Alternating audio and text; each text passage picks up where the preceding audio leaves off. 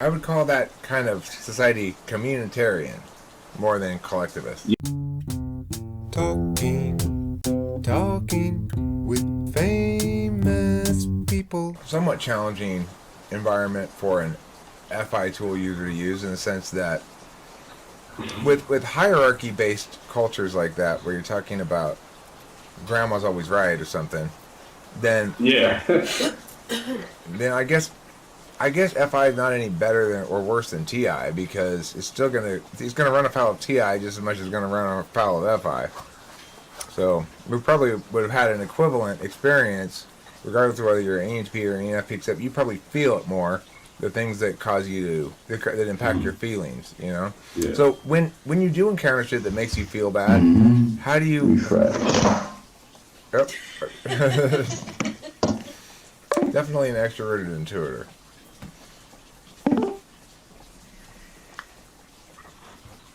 So when you encounter stuff that makes you feel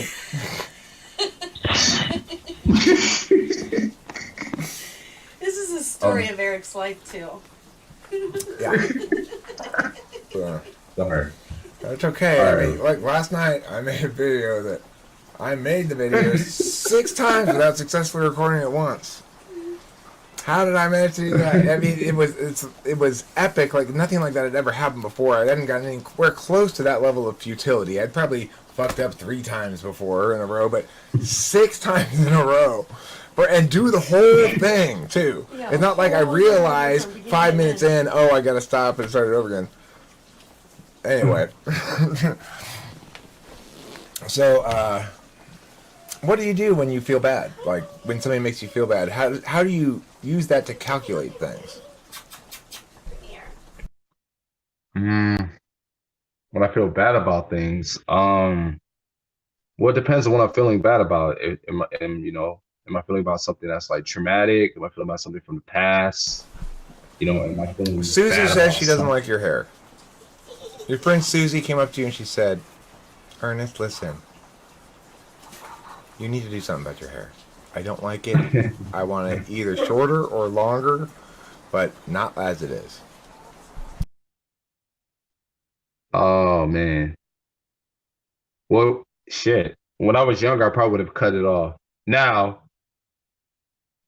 that's crazy. That's a really good question. I'm trying to think, man. That's hard. Like now, okay. I would say now I'm a little bit more calm. I would say, oh, I probably would just stay silent. I'll give her like the silent treatment, or I'll just say, oh, well, that's just your opinion. But when I was younger, I would have like a huge tantrum. So Would you consider what Susie's hair looks like in determining whether or not you should take her critique seriously? yes, I would. I would be like, okay, who's telling me this? You understand? Like, is she qualified to critique me about my hair or to critique me about what I'm doing, right? Let's say she's got a But huge, perfect beehive hairdo.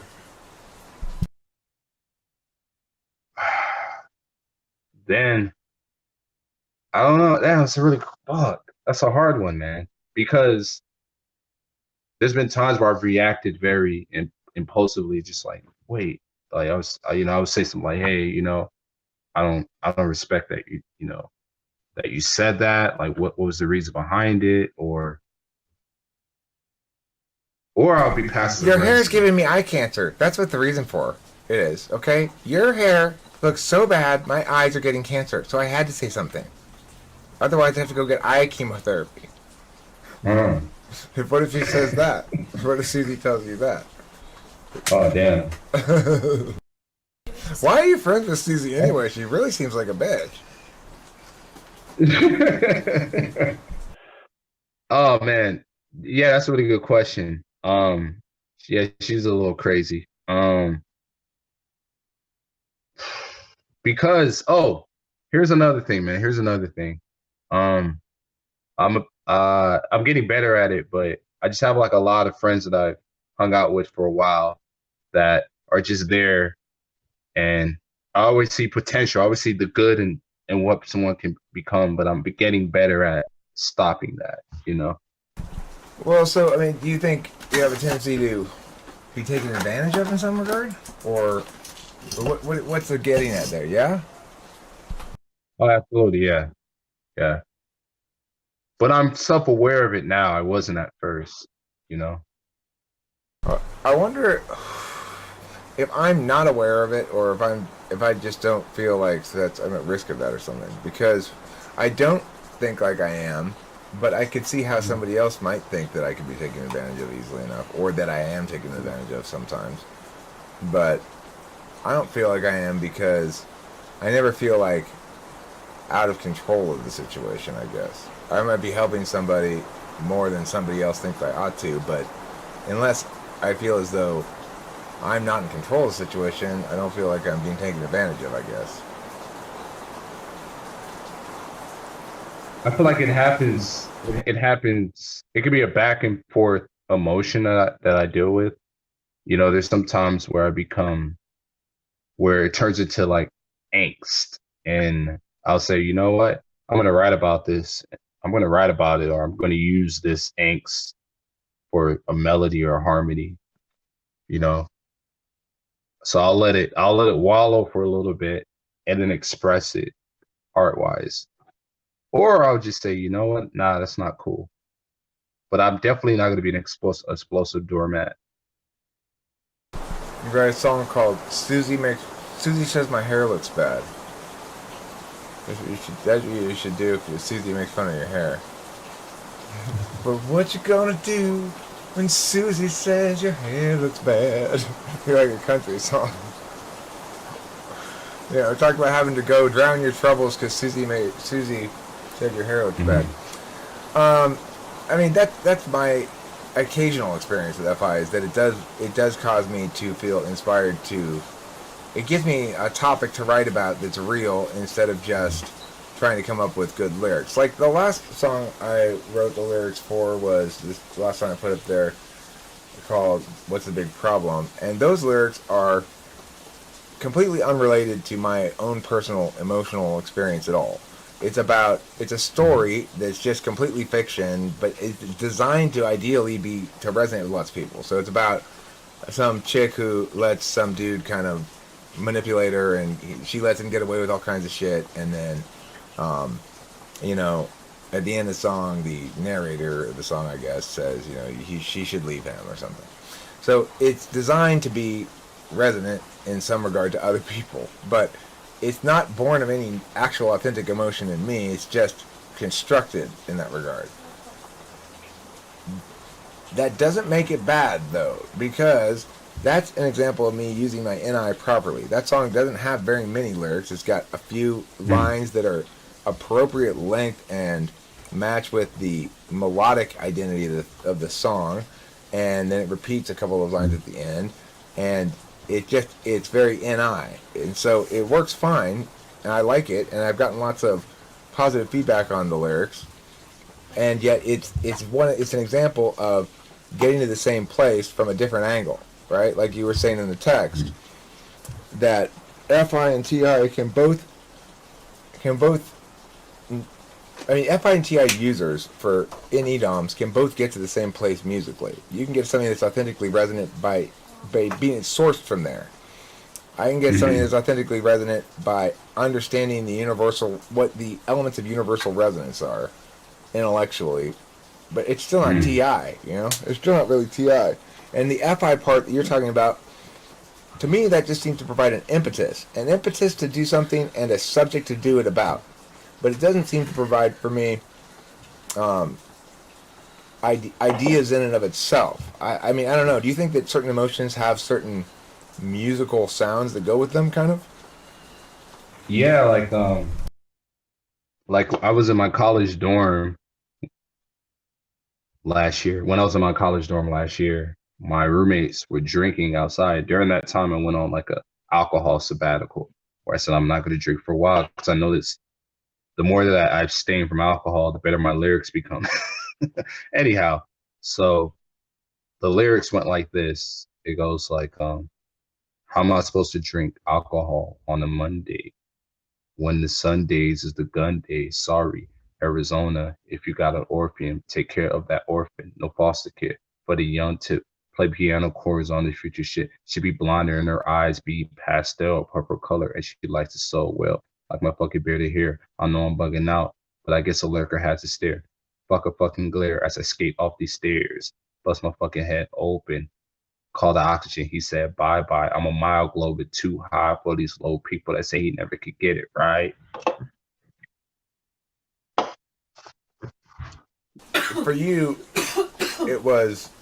it's a bridge to your own NI understanding of SI as well.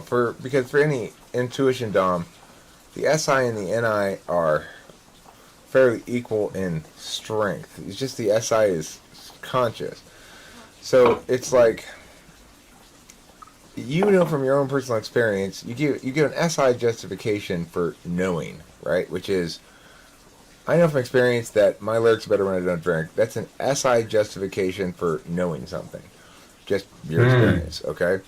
But then you're trying to convert it with your music into an NI truth that resonates with yourself and ideally with others. And so you relate this story of alcohol and day of the week and hurting yourself and normal things that drunk people do. And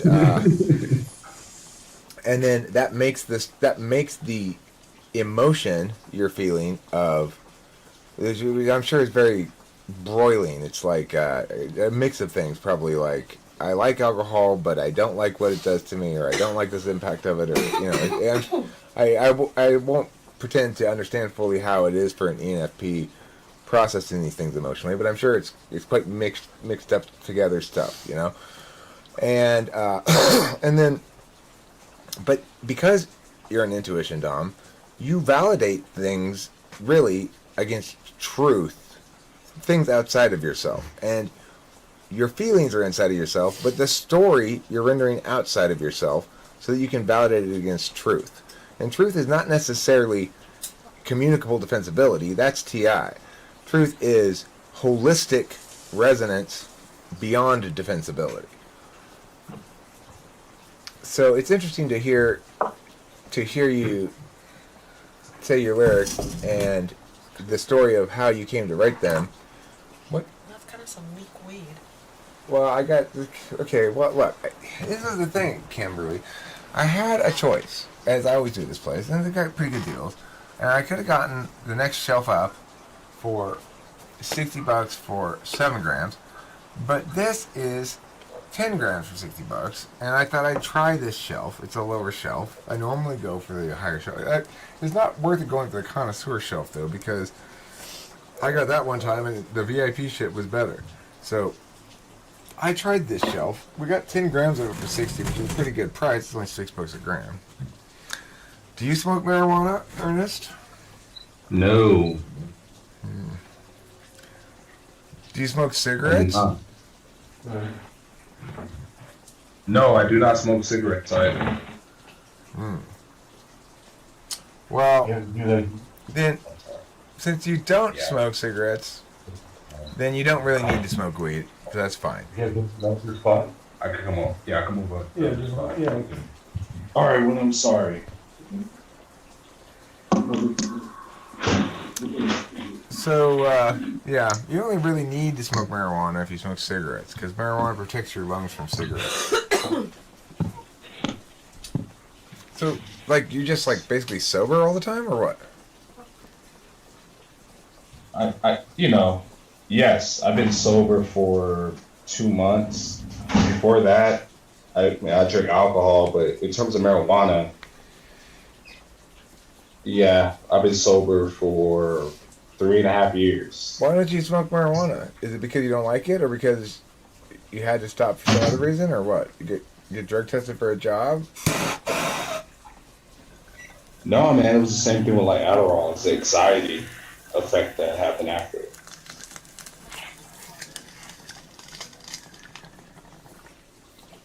Interesting. Very interesting.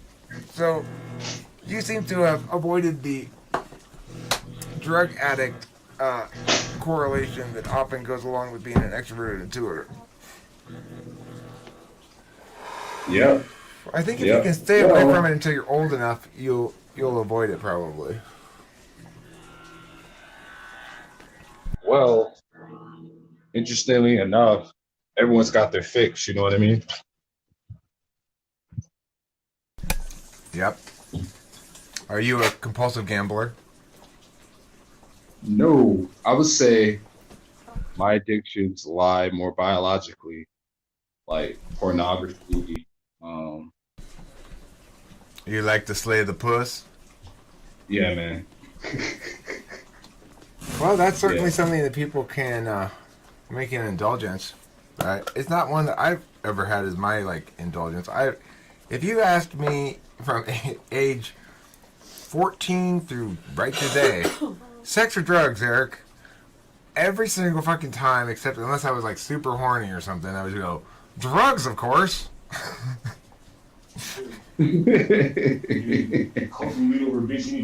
That's just crazy. I mean, damn, it's yeah. I look at porn, but I can go to fish. I read a drug.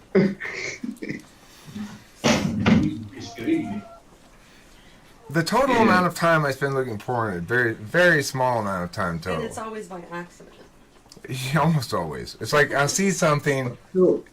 How do you? I feel like it's a rabbit hole for extroverted intuitive intuitive doms. It's a rabbit hole because there's so many different videos and there's like this Coolidge effect that goes on and you're just on it. You become like a connoisseur, you know what I mean? I'm getting better at it now, but it's like, golly. It's just kind of a waste of time. I try to get through the porn phase as quickly as possible. What happens is I'll be like on Facebook and then I'll see some like story of, ex porn star does something or whatever, and then it'll show her and I'll be like, "What is that chick's hot? Who is that chick?" And then I'll see her name and I'll Google it and I'll go, "You know what? Incognito mode. Now let me Google it." And then all of a sudden, it's like I'm on Pornhub. Okay, well, let's get this over with quickly, Eric. You got shit to do. That's my thought every time I end up there. Don't dilly dally. Let's get this over with quickly. But that's the thing. Is sort of there's like, if I know, okay, for example, if I know I have to finish a song, I know I have to do something that's gonna take a lot of energy, I try not to be at home, or I just try to leave the premises. I try to leave my bed. If I try to do it in my bed, I'm getting better at that now. That thought of just like, oh man, time to watch. You know what I mean? So Do you procrastinate?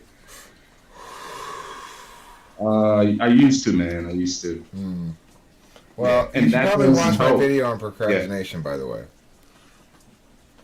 It'll solve all your procrastination problems. Just go to the channel and type in procrastination. You'll see it, and you'll later on today. And then you'll realize you'll never procrastinate again if you watch that, because it'll solve all your procrastination problems. Word. Well, nah, this is a very good one. I mean, I know we were talking about music, but I know that. All right, so the times where I have said, all right, I'm not going to indulge into my addiction. Those are the times where I got the best stuff done. I skateboard as well too. I don't know if you got that idea, but I skateboard as well. Now, skateboarding and masturbation do not go together at all. The less you masturbate, the more you. Yeah, well, I mean, listen, for one thing, if you want to get road burn on your penis, go ahead and masturbate while skateboarding. Because chances are you're going to fall over at some point, and then your dick's going to be out, your hand's going to naturally reach forward to break your fall, and what hits the ground instead? Your dick. Gets scraped all up at the shaft of it. It sounds entertaining to watch, though. So you're right, Ernest. That was a bad idea initially. Your initial thought was, I know, I'm going to go skateboarding down this hill while masturbating. That was a bad thought. Yeah. You do that at home, Ernest. Yeah, my grandma said that wasn't the right thing to do either. But yeah, so yeah, I mean, I'm kind of going on different tangents, but just Shocking. the whole idea. Yeah, right. Yeah, that's the story of my life. So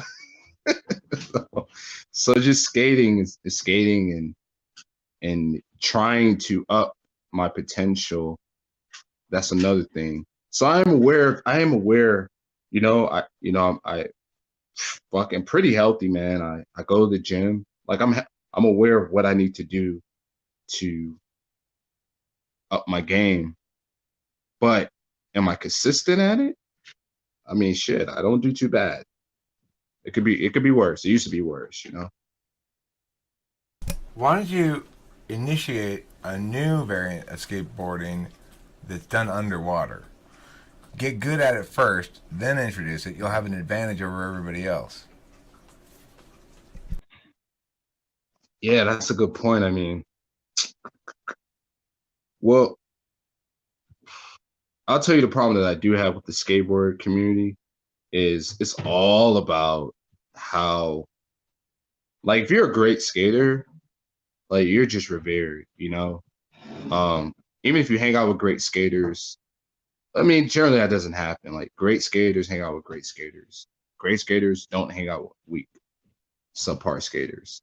So I don't like that part about it. And it's kind of, there's not like a metric system to say, oh, this person's the best, because you could be good at ledge skating, right? So, and a lot of skateboarders, they don't want things to change. They want it to just stay skateboarding. But skateboarding underwater, that's a great idea.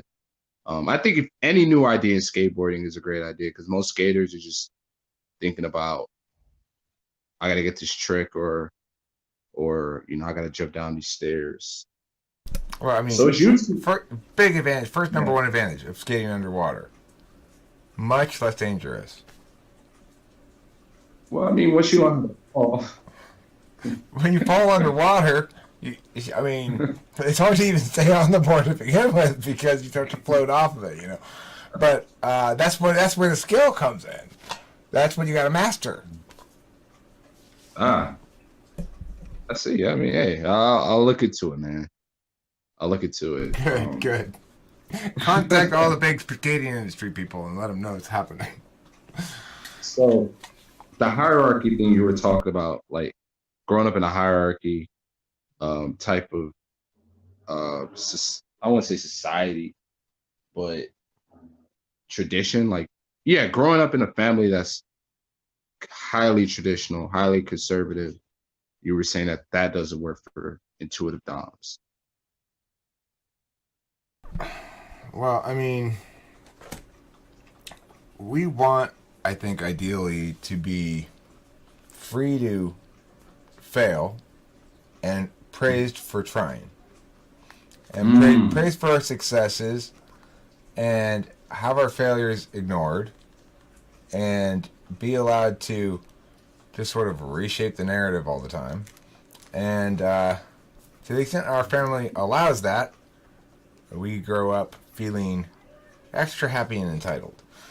To the extent that our family doesn't allow it, it depends how they don't allow it. And it would depend for each type. So what's most important to me as an ENTP, and what was most important as a kid too, and I was very fortunate I'm coming to realize to get this. I had always assumed, like, well, this is just how childhood is for everybody.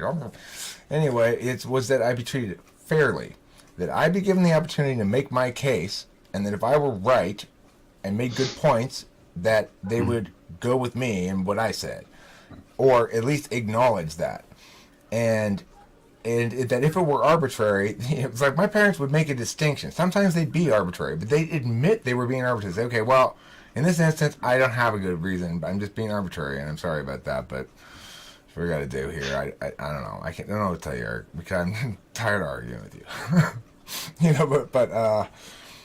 But they'd listen to me, and they'd, if they ever yelled at me or something, they'd come back later and apologize to me for yelling. Shit like that, just being very reasonable people, saying, okay, well, let's talk this out, and whoever's most correct should win.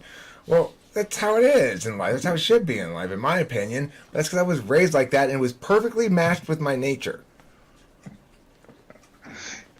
Man, I'm laughing because, dude, that was a totally opposite.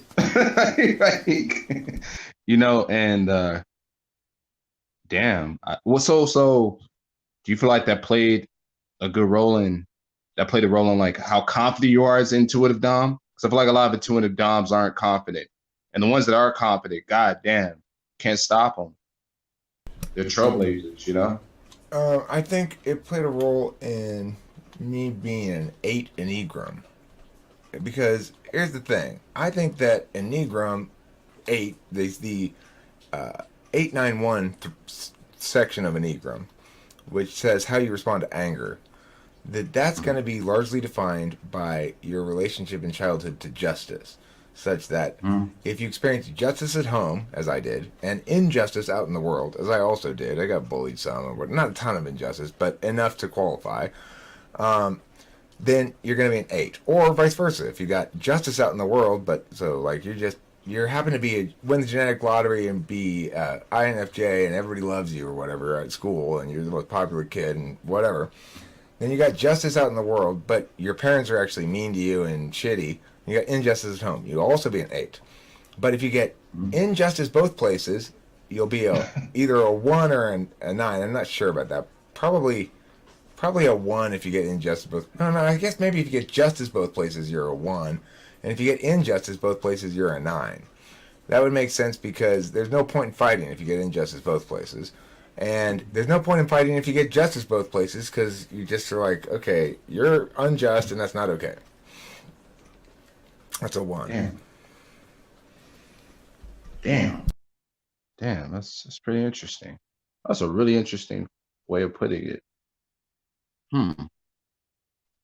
Because I've met some ENFPs who they're just very in tune. They're like, yeah, you know, I have this belief and I want to, and when they want to create things, they just they just want to externalize it. Their FI is very healthy and I'm like, whoa, yeah, that's not like I feel like sometimes I could come off as a judger, you know, if someone doesn't know me.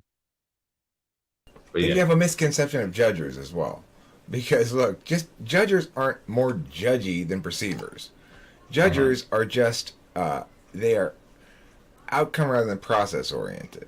So the reason, for example, Kimberly seems like a judger a lot of the time in that regard, and that she seems very outcome oriented rather than process oriented, is because she's a knower first. So one of the conflicts that she and I have is Kimberly tries to know in advance everything that's going to be of a certain thing.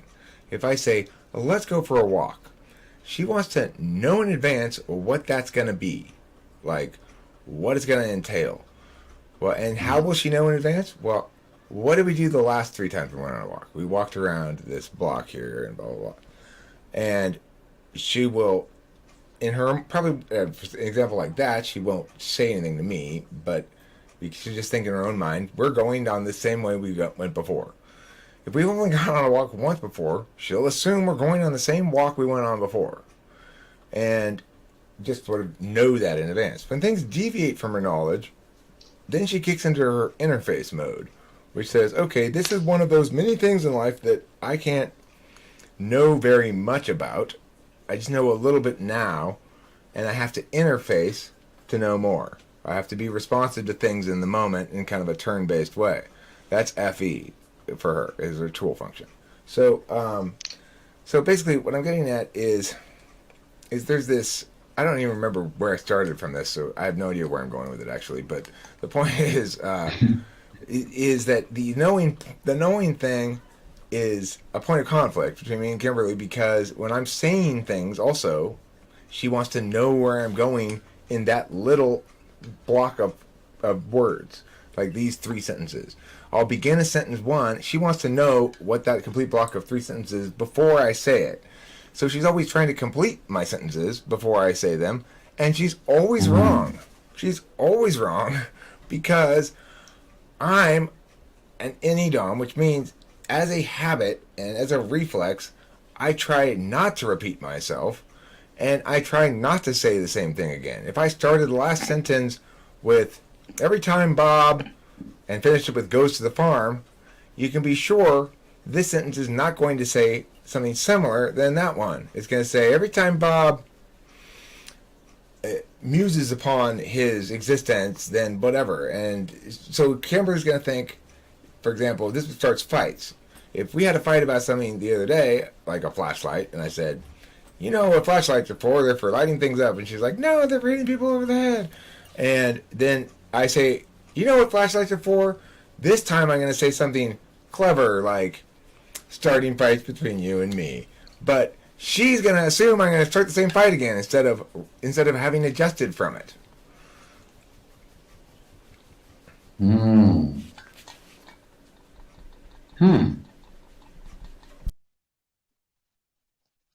So, damn, okay, I see. So, okay.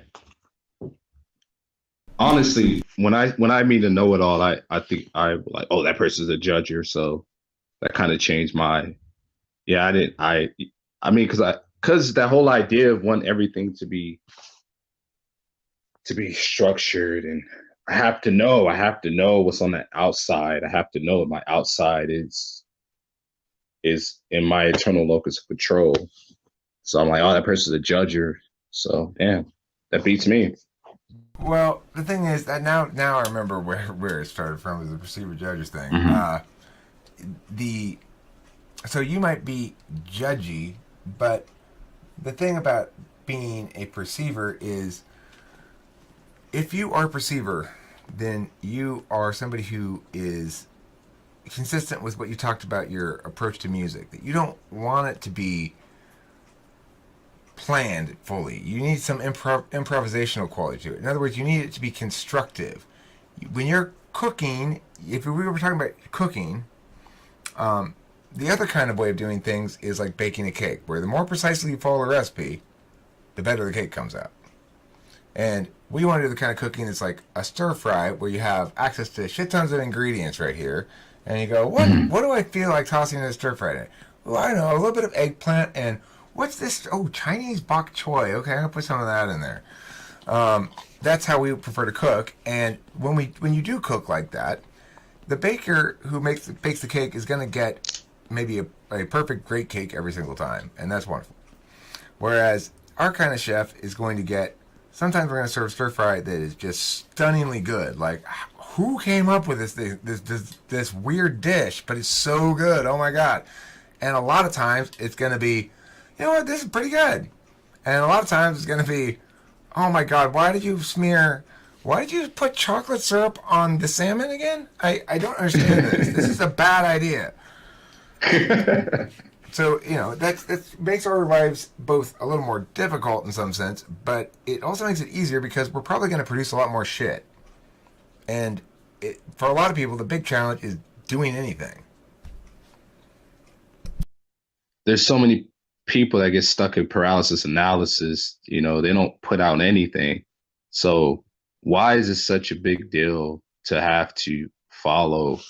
Like I understand the audience matters. I understand, like, you know, there's a marketing and branding side to music. There's marketing, there's branding, there's specific categories.